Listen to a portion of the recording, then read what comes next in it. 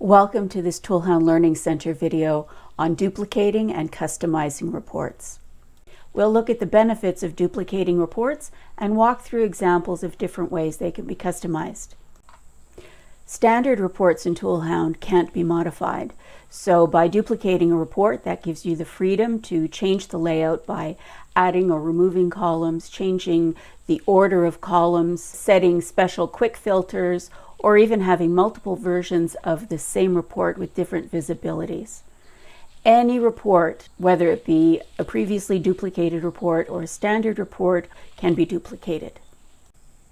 Let's walk through creating a duplicate of the issues report to give it a new name. We'll start by selecting the issues report, then clicking duplicate in the toolbar. We see the copy, we select it, and then hit edit in the toolbar. We'll change the name to My Report, and that will become the report title. We'll enter a description and select the visibility.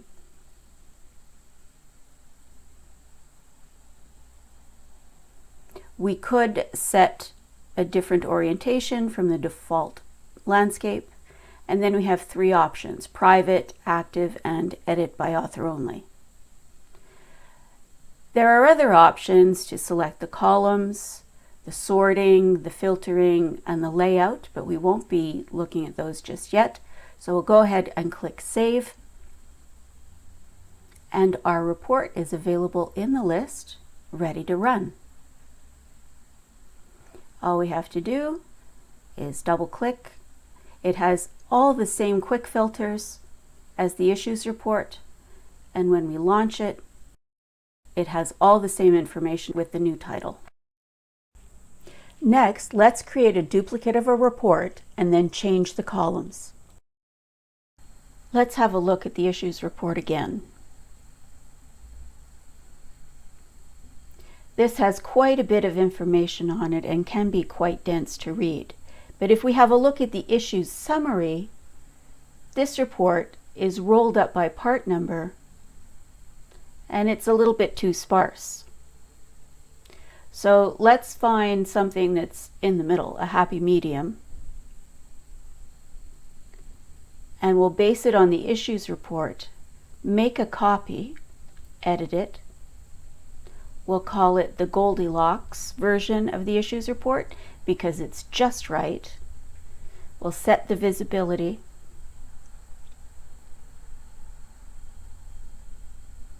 And now adjust the columns. We'll remove the category, the cost code, the craft and department. We'll keep the information for the inventory and the item and the job, but we will remove the serial number, and we'll remove the transaction information.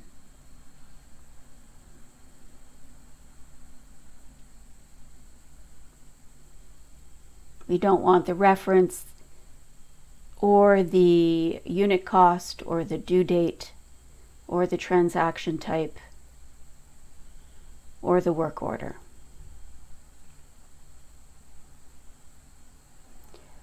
We'll save the changes to the report and we'll run it to see what it looks like. Here it is in the list. We double click it, run it, and we can see that we have a much more pared down version of the issues report. Building on the last exercise, we'll change the layout of the Goldilocks version of the issues report by reordering some of the columns. So if we run our Goldilocks report, we'll see that the item, part number, and description are all on the right-hand side. Let's move them way over to the left. We'll start by making a duplicate of the Goldilocks report, edit it, and we'll call it version 2. It's always good to have a backup. We'll save the new report, go to the layout, and in the middle detail section, we'll click and drag the item ID to the left, followed by the part number and the description. We'll save the new layout. And we can go right away to preview this report. And we can see how easy it is to make a change to rearrange the columns. Let's work with what we've learned so far to create an inventory catalog with pictures. Additional things we'll look at are changing the sorts and modifying the filtering and groups in the layout. This is my favorite. We'll duplicate the inventory report, then edit it. We'll change the name to Inventory Catalog with Pictures, set the orientation to Portrait, set the visibility. Now we'll go to the Columns tab and we'll remove the unnecessary columns, including country, average cost, active. We'll leave the user fields there. We'll remove the size but retain the model, remove the warranty, the total life. The inventory type is unnecessary, the location name.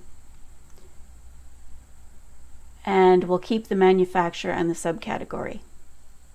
The important part is to add the picture in the inventory block, and we'll save the report to make sure we don't lose anything.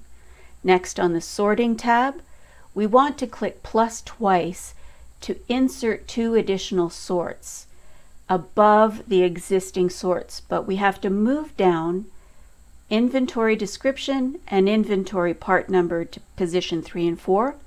And then for the first sort, we'll select Category.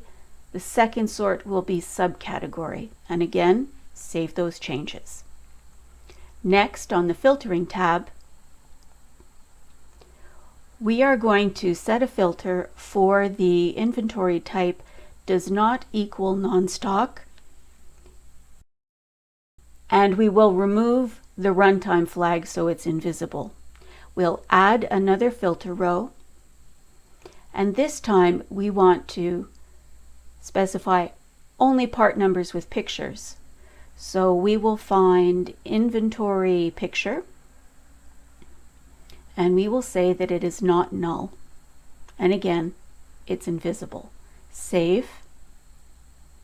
Let's look at the layout.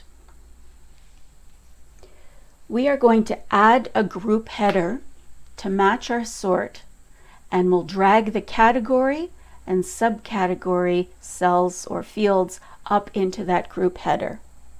We'll move the description to the far left. We'll leave the part number in second place, and we'll pull the manufacturer and the model up onto that top row. The picture will appear on the right. Right-click on the description field, set the column span to 3 columns. Right-click on the part number, set the column span to 2 columns. Save the report again. Now, let's see what we wind up with. When we run the report, there are the quick filters, and when we preview it, here's our inventory report with pictures. It's grouped by category and alphabetical by description.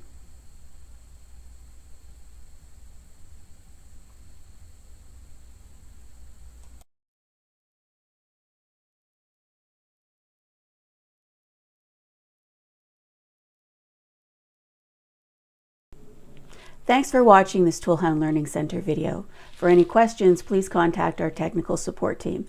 And remember to subscribe and hit the notification bell.